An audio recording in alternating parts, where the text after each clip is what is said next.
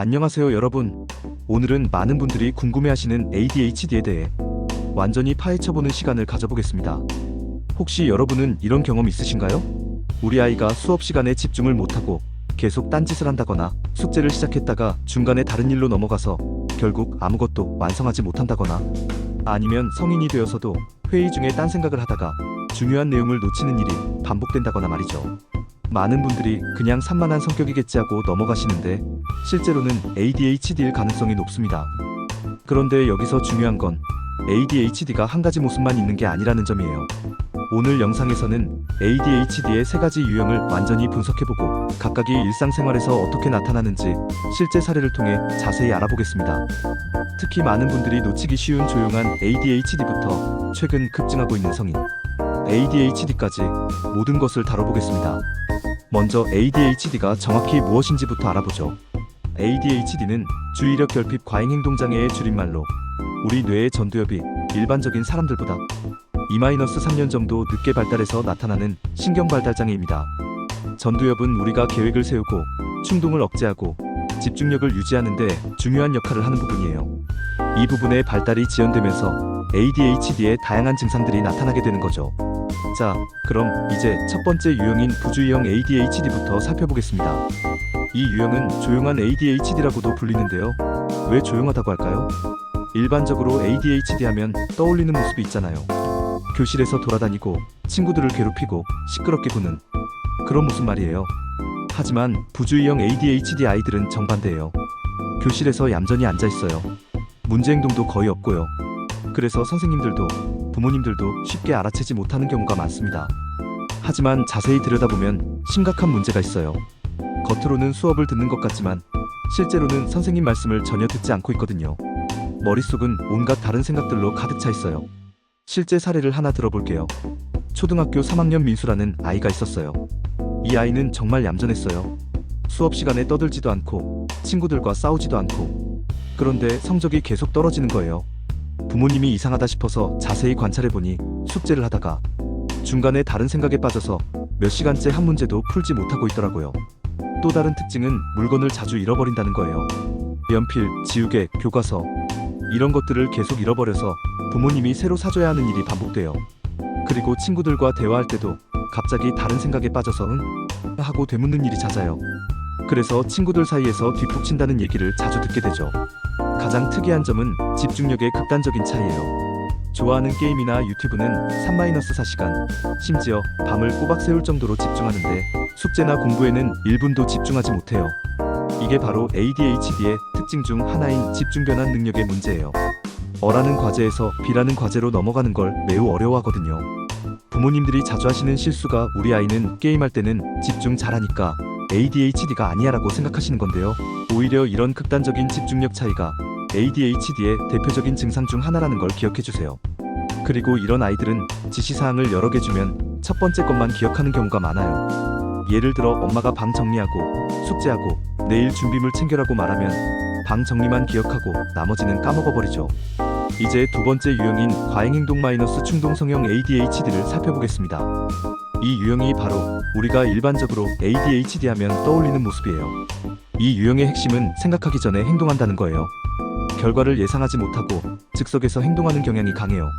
그리고 자리에 가만히 앉아있는 걸 매우 힘들어하죠. 연령별로 어떻게 나타나는지 구체적으로 살펴볼게요. 먼저 유아기 4-6세 정도의 아이들이에요.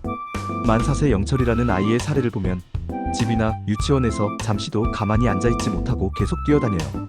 높은 곳에 올라가는 등 위험한 행동도 자주 해서 부모님이 항상 조마조마하죠. 층간 소음이 걱정되어서 주의를 줘도 5분도 안 되어서 다시 뛰어다니기 시작해요. 식사 시간에도 의자에 앉아있지 못하고 계속 일어나서 돌아다니고 다른 아이들과 놀 때는 너무 거칠게 놀아서 다툼이 자주 발생해요. 순서를 기다리는 것도 매우 어려워해서 새치기를 자주 하죠. 학령기 7-12세가 되면 어떨까요? 교실에서 수업 중에도 자리를 떠나서 돌아다니고 선생님이 질문을 끝내기도 전에 답을 말해버려요. 친구들과의 관계에서도 문제가 생기는데 줄을 서서 기다리는 걸 매우 어려워하고 게임에서 지면 화를 내면서 규칙을 어기죠. 다른 사람의 대화에 끼어들기도 자주 하고요. 특히 위험한 놀이를 좋아해서 다치는 일이 잦아요. 부모님들이 이 아이는 왜 이렇게 다치는 일이 많을까 하고 고민하시는데, 실제로 ADHD 아이들은 충동적인 행동 때문에 사고 위험이 높거든요. 청소년기가 되면 과잉 행동은 다소 줄어들지만 충동성 문제가 더욱 심각해져요. 음주나 흡연을 조절하지 못하고 게임이나 도박에 빠지기 쉬워요. 감정 조절도 어려워서 사소한 일에 지나치게 흥분하거나 화를 내고, 때로는 위험한 행동으로 감정을 표출하기도 해요. 이런 아이들의 또 다른 특징은 차례를 기다리는 것을 정말 어려워한다는 거예요. 마트에서 계산을 기다리거나 놀이공원에서 줄을 서는 것 같은 일상적인 상황에서도 매우 힘들어해요. 그리고 다른 사람이 하는 일을 중단시키거나 무턱대고 끼어드는 행동을 자주 보이죠. 세 번째 유형인 혼합형 ADHD는 방금 말씀드린 두 가지 특징이 모두 나타나는 경우예요. 부주의함과 과잉 행동, 충동성이 동시에 나타나는 거죠. 이는 ADHD 중에서도 가장 복잡한 양상을 보이고 일상생활에서 가장 많은 어려움을 겪는 유형이에요. 흥미로운 통계가 하나 있는데요. 부주의 우세형 아동 중에서는 약 25%에서 반항장애가 나타나는 반면, 혼합형 아동에서는 50%에서 반항장애가 나타난다고 해요. 그만큼 더 복잡하고 어려운 상황에 놓이게 되는 거죠. 실제 사례를 보면 이해가 쉬울 거예요. 학교에서는 수업 중에 자리를 이탈하면서 동시에 과제에 집중하지 못해요. 선생님 말씀을 듣지 않으면서 동시에 친구들을 방해하기도 하고요. 숙제를 잊어버리면서 동시에 교실에서 소란을 피우는 일도 잦아요. 가정에서도 마찬가지예요. 방 정리를 하다가 중간에 다른 일을 시작해서 결국 아무것도 완성하지 못하고, 부모님의 지시를 듣지 않으면서 동시에 위험한 행동을 반복하죠. 형제자매와 다투면서 동시에 자신의 물건을 잃어버리는 일도 흔해요. 이런 아이들을 키우는 부모님들의 스트레스는 정말 클 수밖에 없어요. 한 가지 문제만 해결하면 될 것 같은데 여러 가지 문제가 동시에 터지니까 어디서부터 손을 대야 할지 모르겠다고 하시거든요. 이제 성인 ADHD에 대해 이야기해 볼게요. 최근에 성인 ADHD에 대한 관심이 정말 많이 늘었죠. 특히 2030 여성 ADHD 환자가 4년 사이에 7배나 증가했다는 통계도 있어요. 성인이 되면 ADHD 증상이 어떻게 변할까요? 소아청소년에 비해서 과잉 행동은 줄어들지만 집중력 부족과 충동성이 주요 문제가 돼요. 과잉 행동은 줄어들어도 내적 불안감은 계속 지속되고요. 직장에서 어떤 어려움을 겪는지 구체적으로 살펴볼게요. 회의 중에 딴 생각을 하다가 중요한 내용을 놓치는 일이 잦아요. 마감일을 자주 어기고 업무 우선순위를 정하지 못해서 항상 급한 일에 쫓기게 되죠. 동료의 말을 끝까지 듣지 않고 끼어들어서 말하는 바람에 인간관계에 문제가 생기기도 하고요. 특히 작은 일에도 과도하게 감정적으로 반응하는 경우가 많아요. 상사가 조금만 지적해도 나를 무시한다고 생각하거나, 동료가 농담으로 한 말을 진담으로 받아들여서 크게 상처받는 일이 생기죠. 일상생활에서도 어려움이 많아요. 약속 시간을 자주 어기거나 아예 깜빡하는 일이 반복되고, 중요한 서류나 물건을 자주 잃어버려요. 충동적으로 구매를 해서 경제적 문제가 생기기도 하고, 운전할 때 주의가 산만해져서 사고 위험이 높아지기도 해요. 성인 ADHD의 특징 중 하나는 시간 관리와 계획 수립에 심각한 어려움을 겪는다는 거예요. 소득세 신고나 영수증 정리 같은 지루하지만 꼭 해야 하는 일들을 계속 미루다가 결국 큰 문제가 되는 경우가 많아요. 그리고 감정 조절의 어려움으로 인한 관계 갈등도 빈번하게 발생해요. 가족이나 친구들과의 관계에서 왜 이렇게 예민하냐, 왜 이런 걸 못하냐는 말을 자주 듣게 되면서 자존감이 낮아지는 악순환이 반복되죠. 여성 ADHD에 대해서도 따로 이야기해야 할 것 같아요. 왜냐하면 여성의 경우 남성과는 다른 양상을 보이기 때문이에요. 여성의 경우 과잉 행동이나 충동성 증상보다는 주의력 문제가 두드러지는 부주의 우세형이 많아요. 그래서 산만한 남자아이의 대표적인 증상으로 알려진 ADHD 진단이 늦어지는 경우가 많죠. 실제로 어떤 모습을 보이는지 살펴볼게요. 회의나 강의 중에 멍하니 있다가 응? 하고 되묻는 일이 잦아요. 중요한 약속이나 일정을 달력에 적어놓고도 까먹는 일이 반복되고요. 특히 주부의 경우에는 집안일을 시작했다가 중간에 다른 일로 넘어가서 여러 일이 반쯤만 완료되는 경우가 많아요. 빨래를 돌리다가 설거지를 시작하고, 설거지를 하다가 청소를 시작하는데 결국 어느 것도 제대로 끝내지 못하는 거죠. 친구들과의 대화에서도 주제가 바뀐 것을 인지하지 못해서 엉뚱한 대답을 하는 일이 있어요. 그래서 이 사람은 대화가 안 통한다는 오해를 받기도 하고요. 최근에 성인 여성 ADHD 진단이 급증하고 있는 이유 중 하나는, 예전에는 이런 증상들을 원래 여자들이 그렇지 뭐하고 넘어갔던 것들이 실제로는 ADHD 증상이었다는 걸 알게 되면서예요. 많은 여성들이 이제야 내 고통의 이유를 찾았다고 말씀하시거든요. ADHD 증상은 환경에 따라 크게 달라질 수 있어요. 이 점이 정말 중요한데, 구조화된 환경에서는 증상이 덜 나타나지만 자극이 많고 산만한 환경에서는 증상이 더욱 심해져요. 예를 들어 학교 환경을 보면 조용한 도서관에서는 상대적으로 집중이 가능하지만 시끄러운 교실에서는 극도로 산만해져요. 체육 시간에는 과잉 행동이 더욱 심해지고 시험 상황에서는 불안감 때문에 평소보다 더 집중하지 못하죠. 가정 환경도 마찬가지예요. TV가 켜져 있는 거실에서는 숙제에 전혀 집중하지 못하지만 정리된 개인 방에서는 어느 정도 집중이 가능해요. 형제자매가 있는 공간에서는 갈등과 방해 행동이 증가하고요. 그래서 ADHD 아이들을 위해서는 환경 조성이 정말 중요해요. 공부하는 장소에서 장난감이나 만화책 같은 주의를 분산시키는 요소들을 없애주고 학교에서는 가장 앞자리에 앉게 하는 것이 도움이 돼요. ADHD는 단독으로 나타나기보다는 다른 정신건강 문제와 함께 나타나는 경우가 많아요. 반항장애, 우울증, 불안장애, 학습장애 등이 흔히 동반되죠. 반항장애가 동반된 경우를 보면 부모나 선생님의 지시에 의도적으로 반항해요. 왜 내가 해야 해? 라며 모든 요구에 저항하고 규칙을 알면서도 일부러 어기는 행동을 반복하죠. 불안장애가 동반된 경우에는 새로운 상황에 대한 과도한 걱정을 보여요. 잘못하면 어떻게 하지? 라는 생각에 아예 시도하지 않거나 두통이나 복통 같은 신체 증상으로 학교 가기를 거부하기도 해요. 이런 동반 질환들 때문에 ADHD 치료가 더욱 복잡해지는 경우가 많아요. 단순히 집중력만 개선하면 되는 게 아니라 여러 가지 문제를 함께 다뤄야 하거든요. 그럼 이제 ADHD를 어떻게 관리하고 치료할 수 있는지 알아볼게요. 먼저 희망적인 메시지부터 드리고 싶어요. 발명왕 토머스 에디슨, 천재 화가 레오나르도 다빈치, 마이크로소프트 창업자 빌 게이츠. 이분들의 공통점이 뭔지 아세요? 모두 ADHD를 앓았다는 거예요. 인류 역사의 획을 그은 위인 중에 ADHD를 앓은 이들이 적지 않아요. 실제로 ADHD 환자 중에 고등학교에서 전교 1등을 하거나 SKY 대학에 진학하는 사례도 많고요. 조기에 발견해서 적절한 치료를 받으면 대부분 문제없이 성장할 수 있어요. 구체적인 관리 전략을 말씀드릴게요. 먼저 소통 방법이 중요해요. 산만한 아이들은 보통 다른 사람 얘기를 귀 기울여 듣지 않으니까 반드시 얼굴을 보고 눈을 마주치고 말해야 해요. 그리고 얘기한 뒤에는 엄마가 뭐라고 말했어?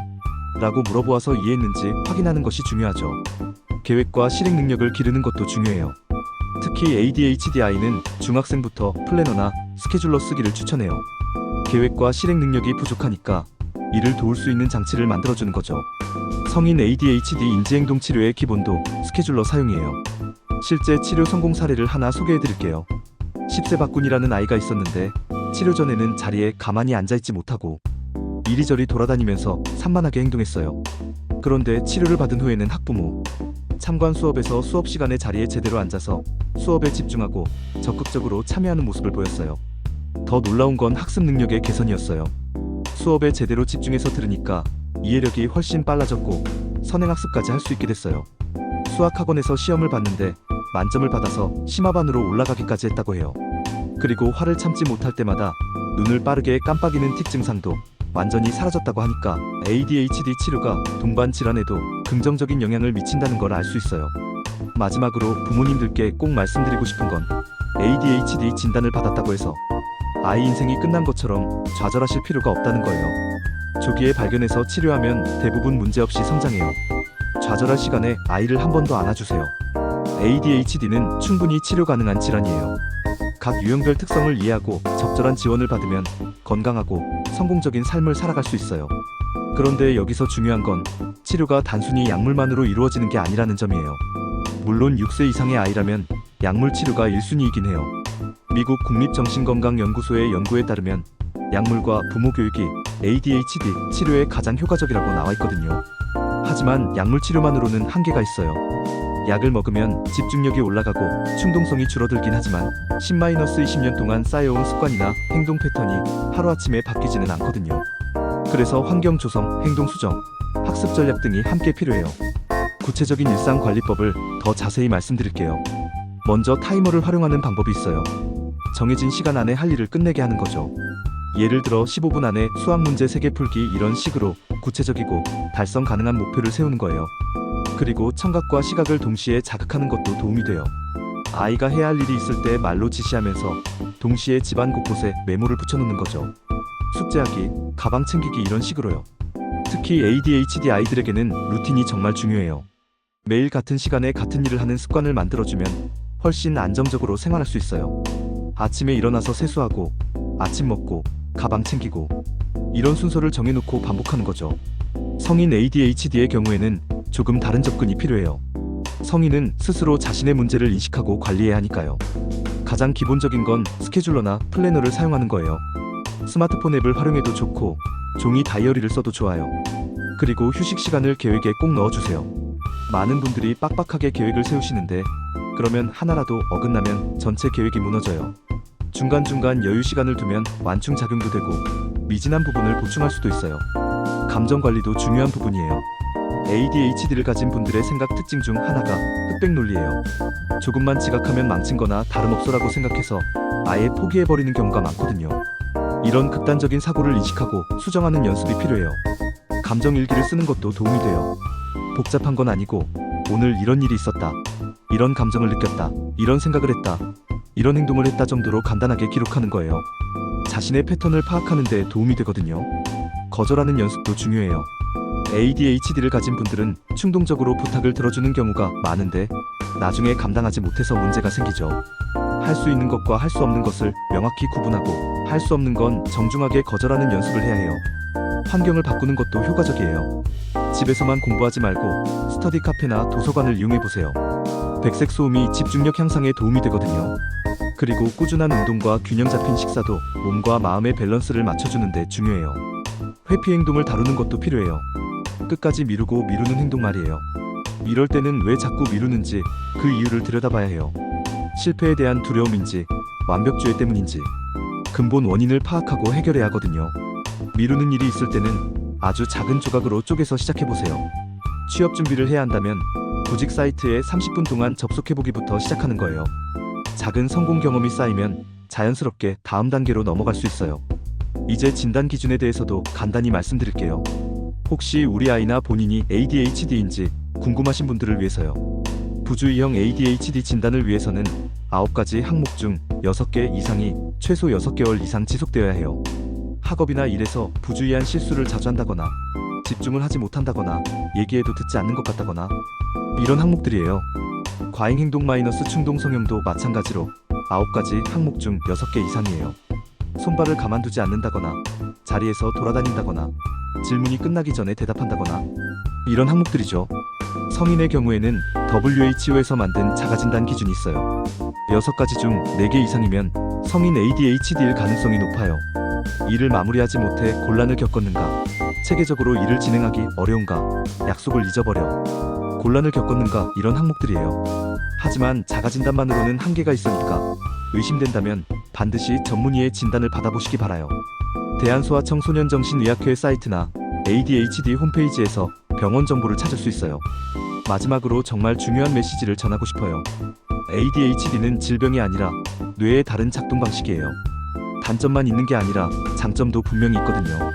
창의성이 뛰어나고 에너지가 넘치고 새로운 것에 대한 호기심이 많고 이런 특성들을 잘 활용하면 오히려 큰 장점이 될 수 있어요.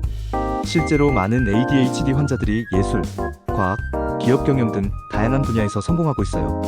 중요한 건 자신의 특성을 이해하고 그에 맞는 환경과 전략을 찾는 거예요. 부모님들께서는 아이의 ADHD 진단을 받았다고 해서 절망하지 마세요. 오히려 이제 아이를 어떻게 도와줄지 방향을 찾은 거예요. 조기 발견이 가장 중요하고 꾸준한 관리와 치료를 통해 충분히 극복할 수 있어요. 그리고 ADHD를 가진 성인분들께서도 너무 자책하지 마세요. 지금까지 힘들었던 이유를 알게 된 거니까 이제부터 제대로 된 관리를 시작하면 돼요. 늦었다고 생각하지 마시고 지금이라도 시작해보세요. ADHD는 평생 관리해야 하는 특성이긴 하지만 그렇다고 해서 삶의 질이 떨어지는 건 아니에요. 오히려 자신을 더 잘 이해하게 되고 더 효과적인 삶의 전략을 찾게 될 거예요. 오늘 영상이 ADHD에 대해 궁금해하시던 분들께 도움이 되었기를 바라요. 혹시 더 궁금한 점이 있으시면 댓글로 남겨주세요. 그리고 이 영상이 도움이 되었다면 좋아요와 구독 부탁드려요. 더 많은 분들이 ADHD에 대해 올바르게 이해할 수 있도록 공유도 해주시면 감사하겠습니다. 다음 영상에서는 ADHD 치료법과 약물에 대해 더 자세히 다뤄보겠습니다. 그때까지 건강하세요.